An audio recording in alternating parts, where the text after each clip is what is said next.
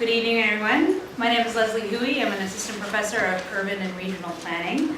And I have the pleasure of introducing Stephen Mankouche, who's associate professor of architecture. One thing that I realized we have in common after looking at his bio is that we were both at Cornell at some point in our lives, and we both love Dragon Day. Ask us about that later. Aside from a lot of architecture awards that he's won, Stephen is a co-founder of ArchoLab, which is a collaboration that brings together architects as well as disciplines in arts, robotics, activism, filmmaking, advocacy, and the topic of today, farming, to develop methods to empower public participation in the design of the built environment. He was born in Athens, Greece, and grew up in Milan, Italy, which means I'm going to have to practice my Italian on you, which I don't speak. It's because his favorite food is a toss-up between farfadelle alla bolognese and tagliatelle ai funghi porcini. The project he's going to talk about tonight was featured on Michigan Radio's The Next Idea, as well as Architect Magazine and The Atlantic. The title of his talk is Afterhouse, Afterthoughts, Learning from Transforming the Foundations of a Derelict Home into a Semi-Subterranean Passive Solar Greenhouse.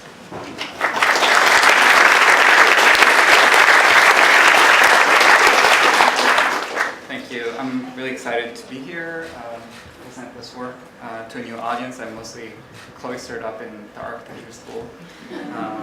But I feel like following the last presentation, there's a lot of overlap, obviously. By the way. A few years ago, my partner, Abigail Murray, who is a visual artist and ceramic artist, came up with this idea. She went to a presentation here in Ann Arbor related to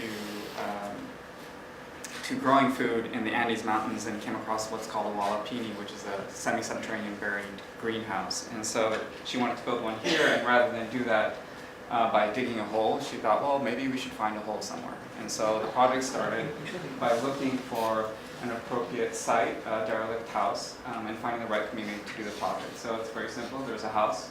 The house is no longer there, and we can make something else of it.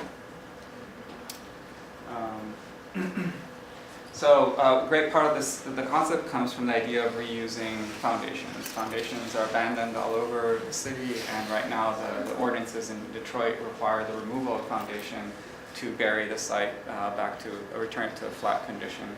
So there's obviously been a lot of investment, both emotional as well as environmental, in terms of energy, in just the production of this existing resource. The site we found was through a friend whose name is Andy Malone, who purchased this house in Burnside, which is in the neighborhood of what's often known as Banglatown. It's north of Hamtramck. And the site was basically a house that was derelict, had been burned down. It was still standing. He purchased it because he didn't want more houses to burn down around it. And so when we realized that the next door neighbor was a community gardener, we said, wow, we found the right place to operate. And the community itself, as you can see, was developed in the 1920s and relates mostly to worker housing. This is important to think about because of the density that this neighborhood has, which we felt was really appropriate to work in a place where a lot of people still live, where the houses were small, and where what we produced was not at the scale of a giant spaceship or a large greenhouse, which often has an agricultural scale when it gets introduced in the context of an urban farm. The design idea was very simple. It was one of really relating the project to the sun.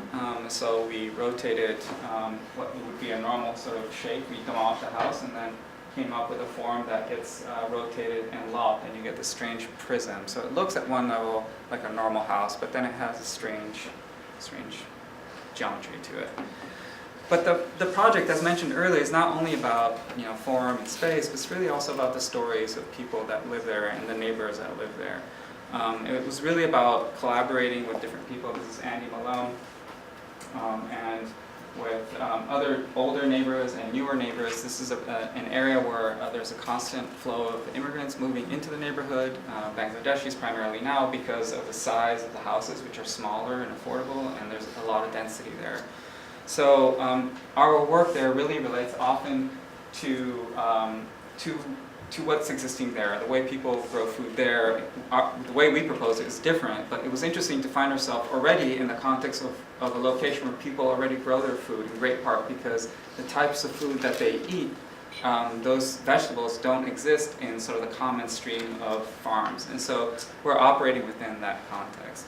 So what we're trying to learn also is when you're working in different communities and with different people, how do you pick your partners? You know, how do you know those partnerships will last a long time?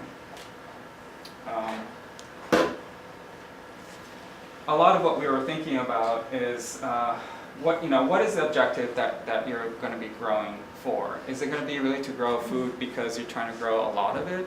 Then maybe a small greenhouse developed out of the foundations of a home is not going to really provide sustenance at a larger scale to that neighborhood. So really what we're cultivating is not just food, but an appreciation for food, an understanding and a place to go to that creates community. And so in a way, as architects, we're operating much more in the context of beauty and the translation of materials into maybe recipes for creating beauty. Then let's say maybe other people would be that are in this audience that think more about nutrition or other elements. So some of the things that we're thinking of growing, this is a passive solar greenhouse, were related to growing crops that grows just to the south of here, and that can tolerate a freeze, actually need a freeze to germinate, but that don't grow in the harsh climate that we are currently growing. Crops that have a lot of cultural also impact on the way you cook it. We related that to the materials as well. We were using mostly rethinking the way we use materials from waste cycles of the current construction industry. Here you can see us applying, these are foam panels that are basically waste from the development of large suburban development houses. So these are the window cutoffs that we collage to create the outside structure. We used some waste from the lumber mills and burned it to create a charred effect, preserve the wood, and then applied that to the surface of the building so that the house would not look blighted, just turning gray, but would appear black, burned on Burnside, which would have a certain aesthetic. So what we're trying to learn from this project, this is about to finish, is like, if one were to do this again at a larger scale in different neighborhoods, what would be the approaches one would have with the building code, with the department, with the planning, etc., to be able to execute the project? So I'm just going to run through these slides because I'm out of time. You can sort of see what we achieved.